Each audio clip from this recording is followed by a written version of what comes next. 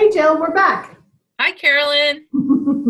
How are you? Good, good. I need my glasses on to read your chart. Me too. So this is interesting. What do we have here? Okay, so what I have on the screen here is your natal chart, which is the inside wheel. And then I have today's date and time, which is the outside wheel. So this is how I predict what's going to be going on for you. So the inside wheel, which is your natal chart based on your birth time, is always going to be the same. But the day that you get a reading, that's going to be the external. And that's how we predict, what's happening in the planets. And in your case, the big news is that Mercury, I don't know if you can see me pointing, Mercury, this the little glyph. If we look, so the chart's like a piece of pie here, Yeah. divided into 12 different segments. So if we count starting at what we call the horizon, which is those two, your Cancer rise. So those two little glyphs for the Cancer where it says '06, and it looks like two, almost like two little circles, like almost like a Tai Chi symbol. Yeah. Rising. Okay. So that's your first house. And then you count, let's count 6 in from that. So that's, if we see that you have 3 planets in there, I mean, I'm just doing this as a teaching, but do you want a reading? Do you want me to tell you a reading? Yeah, just do it. You Go look for at it. this, you can see there's some action going on there. You have a segment that has 3 planets, and there's 4 in there now.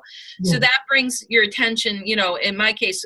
So I'm going to start as if I was giving a reading. So you have a lot going on in your 6th house of health and service. And right now, your natal Jupiter, which is your planet of expansion and abundance, it happens to be in Sagittarius, is getting aspected very nicely by the Sun and Mercury. What does that mean for you? That means that there's an expansion going on in your life. Communication is key right now. The planet Mercury is really, there's a lot of communication going on, a lot of opportunities for communication, a lot of excitement, a lot of plans. You're looking at the big picture, but you're also taking steps in the current to make that big picture come through. Sagittarius is about, it's not just like our local environment. It tends to be more of a national or international energy. And that aspect of your chart is really, really being expanded quite a bit. Okay. And this is, and it's also quite a good time. There's a lot of energy going on in the mental body right now. And again, it's like, as you think positive, so you are right now. Your mind has a lot of power for positive thinking, for positive energy right now, and that your mind and the principle of expansion are in alignment. So this is a really good cycle for you because you have 2 planets in Sag natally, and those planets are being really heightened right now. And this will continue very strongly for you actually for the next week. In fact, we have a new moon coming up on the 18th of December, 2017, which will still activate these parts of your chart. So you got a really nice cycle for the next week or so. I mean, this has been going on prior to today, the 11th of December, but it continues for about another week or so. So make the most of this.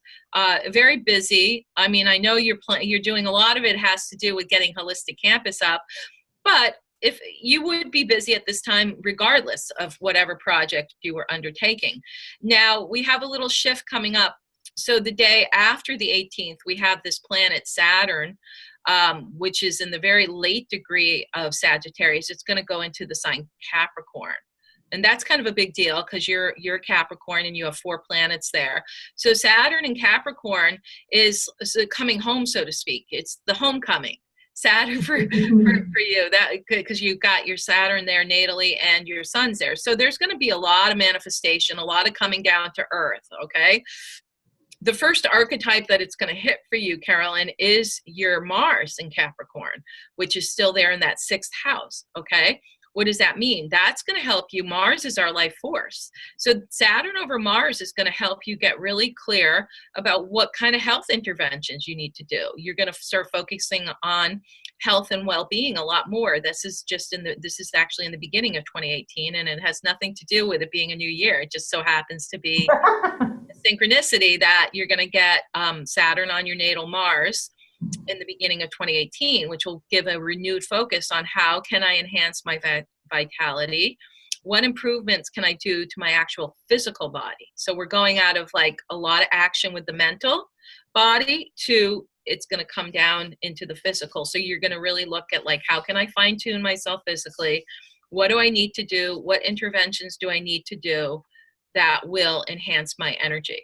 So you might be looking at not only receiving healings yourself, you might look at things such as supplements, nutritional interventions, and finding exercise, if you choose that route, something that you'll do, you know what I mean? And it could be simple as walking. It doesn't have to be anything. In fact, in this case with Saturn and Capricorn, the simpler, the better, the more practical, something that you can actually practically apply in your life, the better, okay? So there's going to be a lot of focus on health, your energy, enhancing your energy, enhancing your vitality, and these are also two male archetypes coming together. So it's very, you know, a lot of connection with males at that time too, in the early part of the year. Younger and older. Saturn indicates older men and Mars indicates usually younger men. So, you know, this has to do with like a lot of connection with male energy. Okay. Do you have a son? Do you have a son?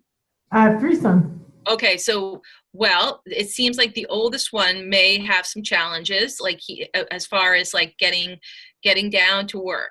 You know what I mean? Like it could bring a new opportunity for that oldest son professionally, but he's going to have to probably work longer and harder than he's had to in the past. Okay. He doesn't mind. That's okay. It's up to how do you mind telling? Is he like in his 30s? Is he 28? 28. Oh, it is him, because so there's something that we have between 28 and 30 called the Saturn return. And we also get it again between 58 and 60 years old. So your eldest son is in his Saturn return. And so this is everything I just said. See, that's where the intuition comes in. I could have said, oh, one of your sons. I knew right away it was the oldest. I didn't know that he was actually in his own Saturn cycle, but he is. So yeah, he's got a lot of changes coming up in the next 2 years. I feel a lot of it's professionally related for him. And I feel like he's going to make some good headway. He just has to be a little patient. And if there are changes, or if he thinks he's at ill effect with, let's say, a change professionally or another aspect of his life, just be patient, because it's got to play out between now and 30 for him. Okay. Do you have any questions so far? No, that's really interesting though, because he's at the top of his game at 28 right now. And I wonder how long he can stay there. If it's going to keep going. So no, that's really interesting though. Well, I mean, it could be that he wants to restructure his life in some way. You know what I mean? Oh, that's definitely coming. Yeah. So it's not like this is good or bad. It's just that there's some energy here for restructuring and how he decides to do that. It may be that he's not having room for a relationship and he wants to structure it so he can have room for a relationship. You know what I mean? Yeah, exactly. And that it can also be that he may want to take what he's doing and bring it to a different structure or a different company, or if he works for himself, he's looking at restructuring how he's doing that. Do you see? So generally it can be improvements, but sometimes it's work to make improvements in our life. Gotcha. Very interesting. And either we can choose to do it, or the universe will say, hey, look, this isn't working for you. Let's readjust something so that going into his 30s, things are a little more smoother. Oh, good. Okay. Now let's talk about you. Okay. So then that Saturn is going to continue. It's going to be back and forth over that Mars for a while, for the early part of 2018. Then you're actually having your Saturn return coming in toward the end of 2018 and more like 2019. But everything I just said about your son and restructuring and looking at your life, you're looking at it, but instead of you know, at 28, 30, what are we doing? We're starting a career. You're looking at how can you make your life more comfortable in the next 28-year cycle. Do you understand? So there may be elimination. The second Saturn return usually involves an elimination of some kind, so that the life can be more of what you wanted. And if you remember back to your 28 to 30-year-old Saturn return, what was the theme of that? Because usually the second one, it's like an upgrade from that. Was it around? Oh, in those 2 years, I got married, and the next year had a baby. A big changes. Yeah. So you're coming into another time of rebirthing. And funny, you had your son, you and him have the same Saturn because you had him at your Saturn return. Oh, there we go. So, yeah, so you're going to look, so it will be, again, it's going to be issues around men and relationship, but also like, what can you do that will be, what changes can you make that will support you for the next 28 to 30 years? Downsize. That's it. Elimination. A lot of people move. A lot of people make big shifts and big moves during this second Saturn return. And you're right, downsize, eliminate, simplify, all of that is coming in. By the way, Capricorn is it's an earth sign, so it's very practical. We love our spirituality. We love that. The Sagittarius, very spiritual, very like big picture. Saturn is like, okay, what practical steps can I do right now to simplify my life? Yeah. And it is about elimination. Capricorn is like, some people think it's like very austere sign, or it's a very conservative sign, but it's really like, what are the basics? Let's get back to basics in some way. Yeah. The practicality makes sense. That's what I bring to the picture. Yeah. Exactly. And then in astrology, a lot of people don't like Saturn becomes our friend as we're older. So Saturn, all the wisdom that you've gleaned from your entire life it's now quite usable and it's quite applicable. Okay. Saturn is also called the karmic lord in astrology, the lord of karma. So he puts us through our paces and he gives us our lessons. But at some point, we become the teacher. You've lived through, you're now in your sage, what I call the sage dispensation. As we get older, Saturn becomes our friend. And then all those lessons that Saturn has taught us, we can share with others. So it tends to bring, Saturn, will bring lessons and teachings. And also at this point, at the second Saturn return, it's about mastery of some sort. What lessons have you mastered, or where are you in your life looking to have a level of mastery? Because this is the time when you can achieve it.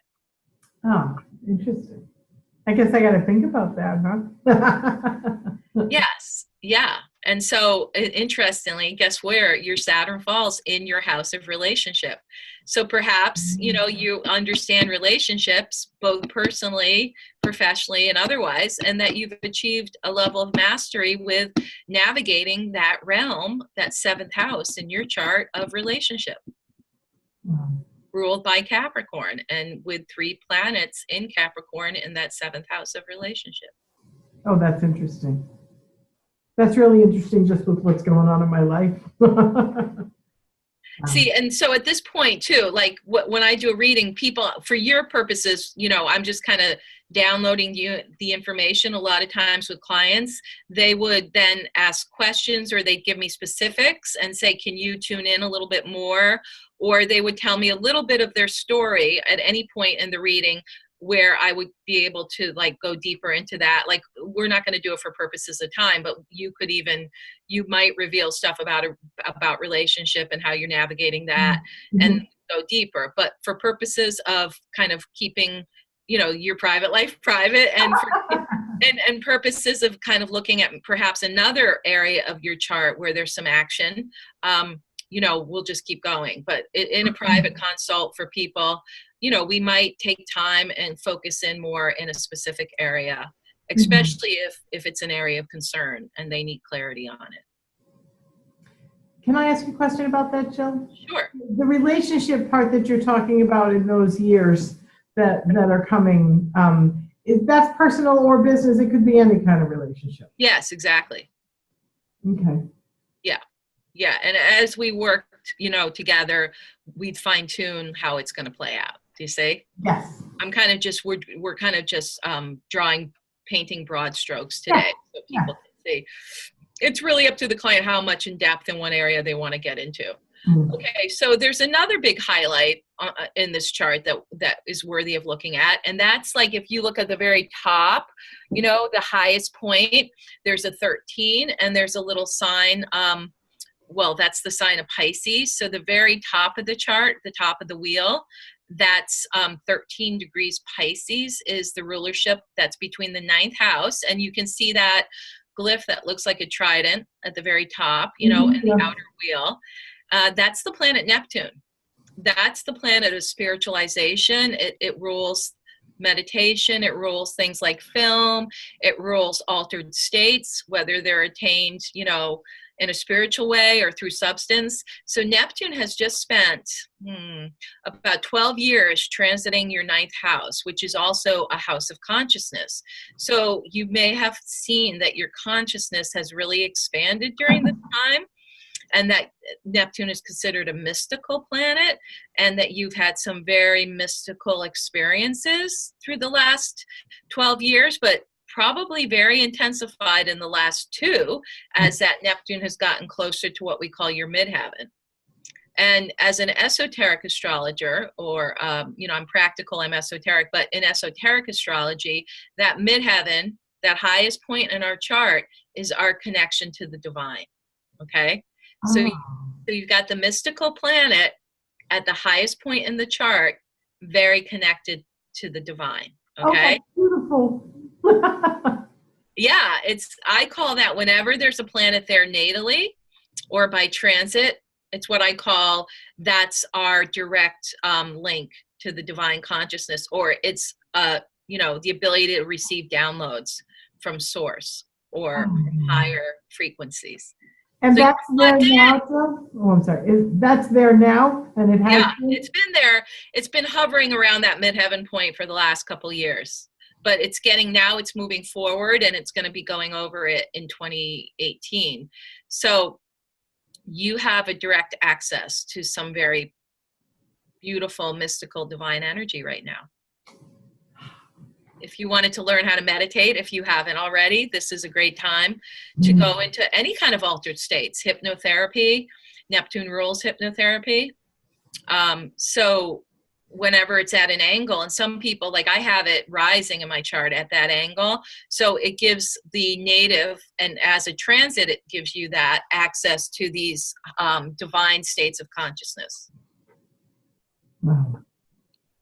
So make the most of it. Yeah, I'll say. How long is it there for? So it's just keep going. And well, so we see this book, The American Ephemeris of the 21st Century. Yeah. So I can either go online and look at it, but I'm old school, remember, old school. So I'm going to look up in my book, which for 2018, to see when that Neptune is going to transit into 13 degrees and thus get into your 10th house, which it then goes from a house of consciousness to, believe it or not, the 10th house is a career house or a professional house. So that tells me that your career and your profession are going to become even more spiritualized than they are, and that you will be interested in these things such as altered states, spiritual awareness, spiritual states of consciousness, and all of the non-physical, of which Neptune is the ruler. So I couldn't ask for anything else. That's this is why it has become very amplified in your life right now. So it makes that transition from the 9th house, where it's into the 10th, February of 2018, and I'll tell you the exact date by looking at my ephemeris, and it will make that transition in on February 21st, 2018. So then Neptune goes from the house of consciousness into the house, and the house of higher self into the house of career. And it stays there. Neptune is a slow mover. It stays there for about 12 years. Oh my. Yes, and it will hover what I call the midheaven. It will be within a degree or 2 of the midheaven from February through May, and then comes back to hover August 2018 through wow. It's there at that midheaven from August 2018 to February 2019, very close, very within a degree or 2. Oh, so wow. That's a big chunk of time. So basically all of next year there's going to be some changes in what you do professionally, and it's a spiritualization of the professional life. I couldn't ask for anything else. That's perfect. The last piece too about Neptune, Neptune can sometimes have a dissolving influence or dissolve. I call it the evolve or dissolve placement when Neptune moves through a sign or a planet. So you're going to see that certain things that you know might have done professionally, it also will see a dissolving of all that, which will not take you into this next cycle. Do you see? Oh, perfect. Yes, I know exactly what it is too. Great. Something I Okay. want to dissolve. Yes. Wow. So do you have any questions or concern? I don't know how much more time we have. I was just, again, giving you like a little bit of No, I just from obviously there's so much personal. We don't want to even get into that, but um, it seems to me that what I'm trying to put together with all of us, this is a great chart for that.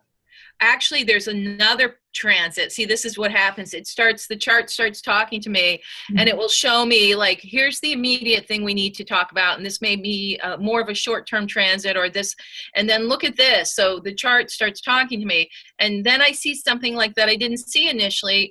There's another major, so the Neptune transiting the midheaven once in a lifetime, okay? Saturn return more like 2 in a lifetime, 28 to 30, 58 to 60. If you live to be 90, 88 to 90, you might have it again, okay? Yeah.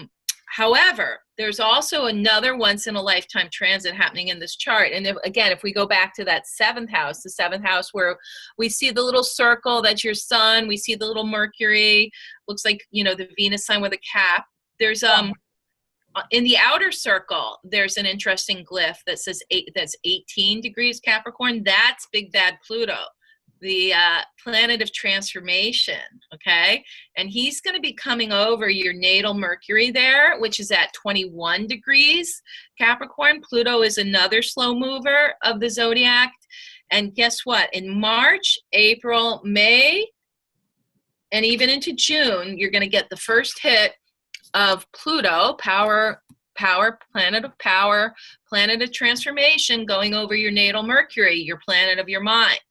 What does that mean? Well, your mind is going to be blown wide open, mind-blowing experiences. No, what I see with that is basically a body of information is going to come to you that's very transformative, okay? And I know you're a writer. If you want to write your next book, Pluto is going to help you like nobody's business.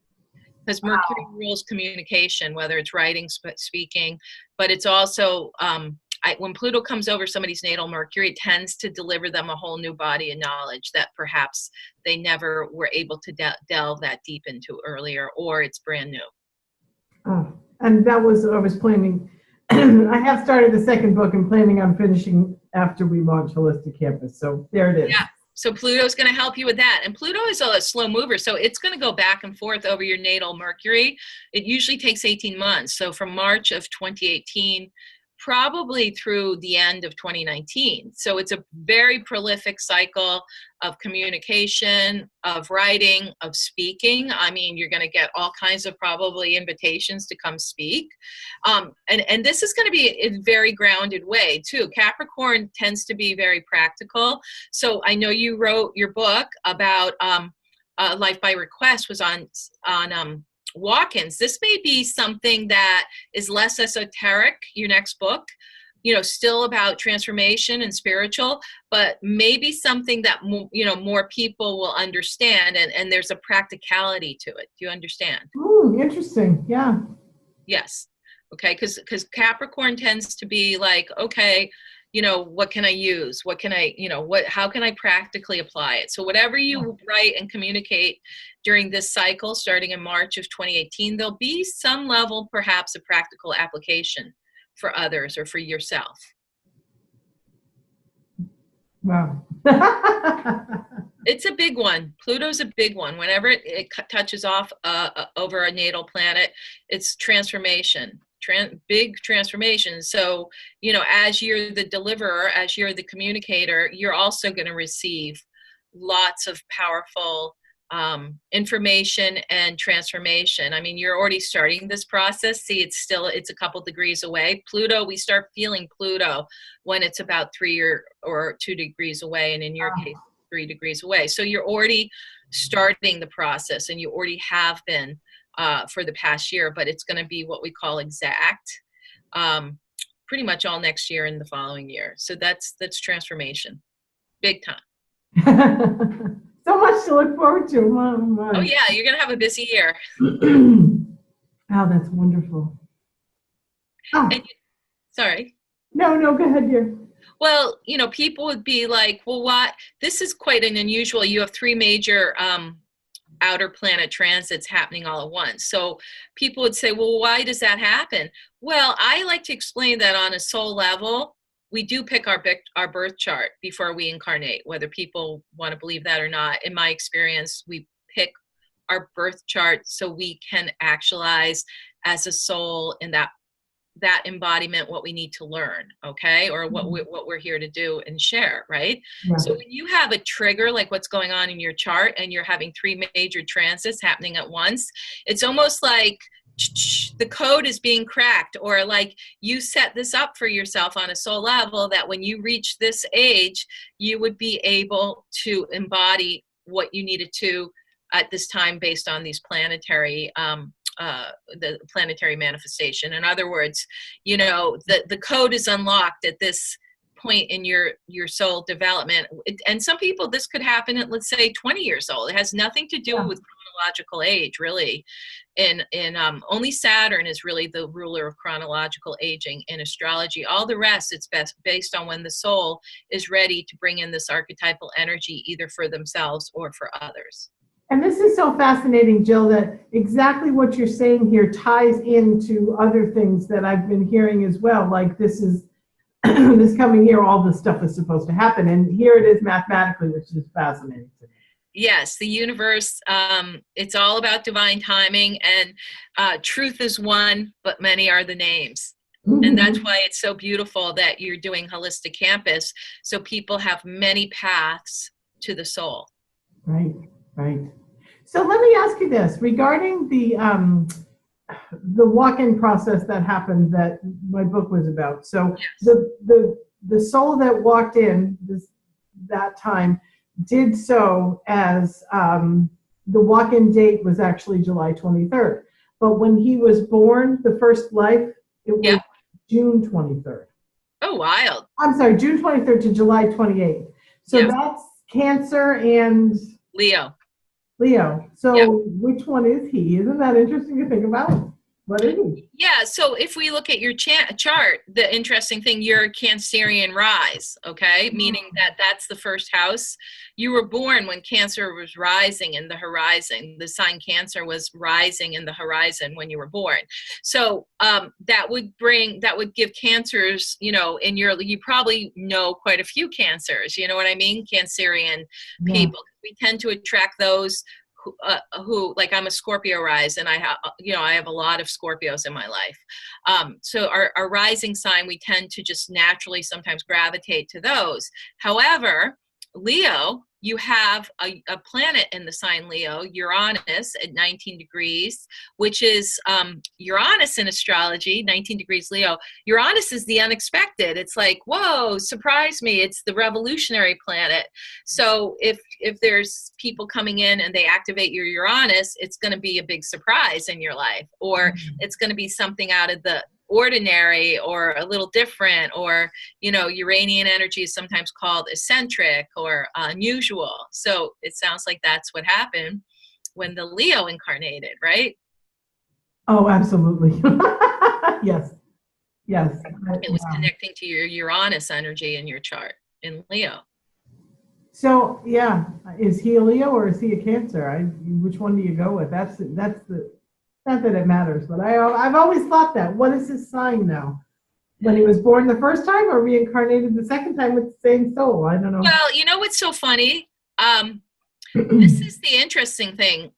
I have so many different theories from doing readings for so many years, and it's one of my areas of fascination. Like, when we die, what will be the next sign that we'll incarnate in, right? And I think a lot of it has to do with, like, well, when when did we die? And, there's this thing where they've tracked in astrology that people tend to die or leave their body usually within a month of their birthday, a month before, a month after. And I think to a lot of the people I know who've died in the last year or two, they died like right before the next birthday or right after they turned that age. So I think that there's something to be said about that, as far as like, that's the window of incarnation and the window of excarnation when we leave the body. Well, he died in May and was born in June the first time around. Yeah. So see, he did. So right? And then, so when he then was born in June and became a walk-in in July. So there's so that rule is applying. It's all happening within a month of, they're all dates that are within a month. So, very interesting. There's so much we can study about astrology, and like I said, the Vedic system is very exacting. That there's Vedic astrologers who will tell you like, oh, when you might leave your body, and I think sometimes it's better not knowing that. I don't know if I want to know that. Yeah, exactly. This is fascinating, Jill. Yeah, astrology is an art and science. See, you're seeing the scientific part with the numbers and there's a whole nother level. I know you're into numerology. We could even dissect this chart looking just at the numbers of like the planetary placements.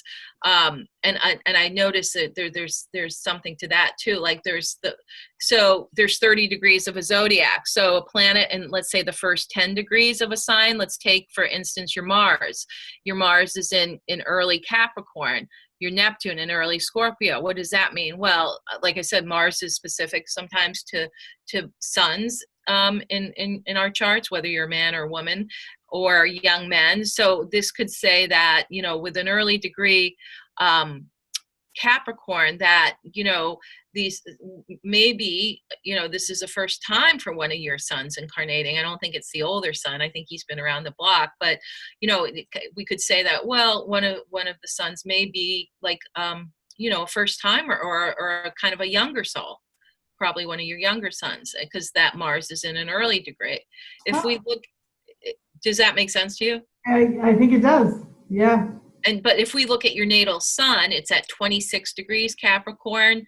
26 is a reoccurring theme in this chart. Your sun is located, your natal sun, that's that circle with the dot in it, is at 26 degrees. And your nodes, your south node, the Pisces up at the top of the chart, that it looks like a little U with two round things on either end. Yep. That is your south node, 26 degrees Pisces, and then the opposite of it is the Virgo, 26 degrees Virgo, which, the nodes in astrology is a whole nother way of interpreting, and I have worked with the nodes for years.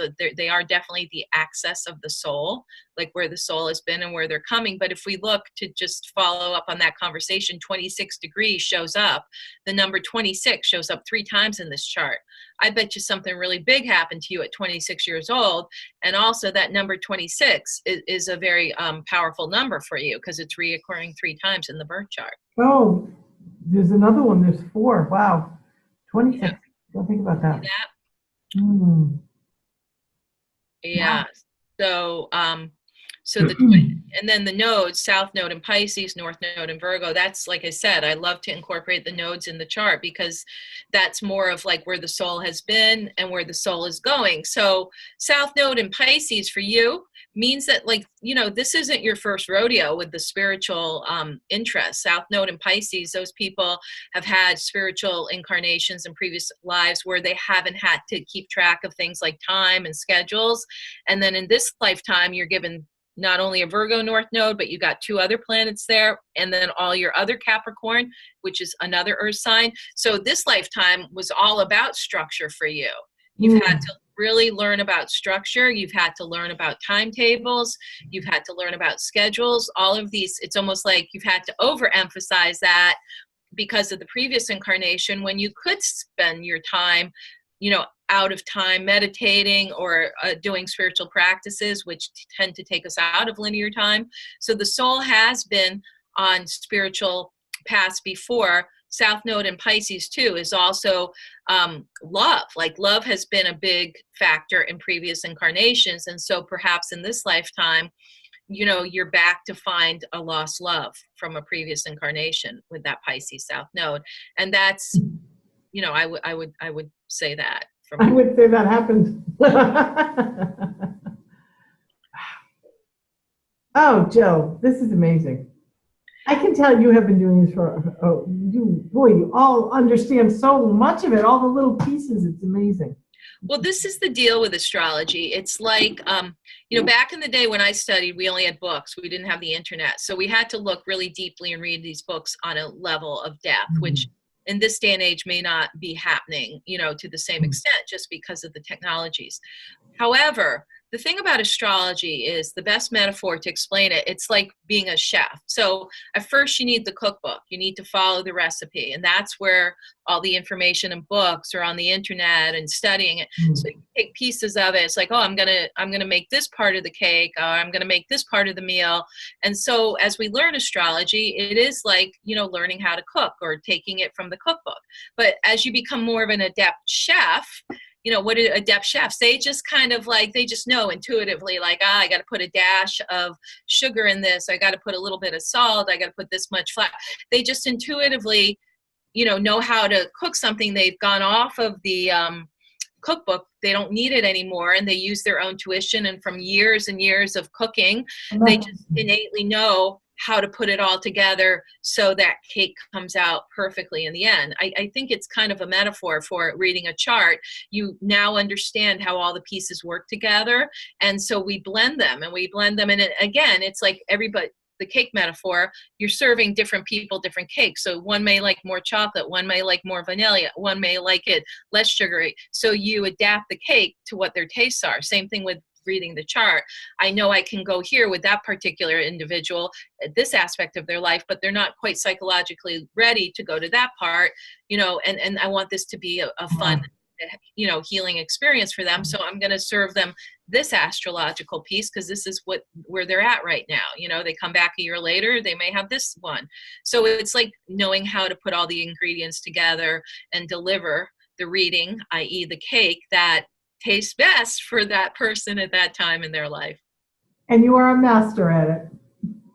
Thank you. Namaste. It's taken years of, it's experiential, plus it's just the wisdom and knowledge and working with people, having a background in psychology. That's probably, if anybody's out there an aspiring astrologer, I would say go get a degree, whether it's undergraduate or a master's, as I got in astrology, so that you can understand people better. Because Carl Jung was a high proponent. He couldn't say enough about the positive, the positive aspects of astrology and helping people to understand themselves psychologically. He's fascinating. I'd love to study him. He's fascinating. Well, thank you so much, Jill. I really appreciate this. And I think everybody really got it, that you are a master of this. Thank you so much.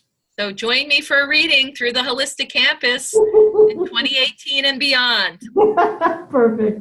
Thank you so much, dear. Mwah. Thank you. Bye, Carolyn. Bye-bye.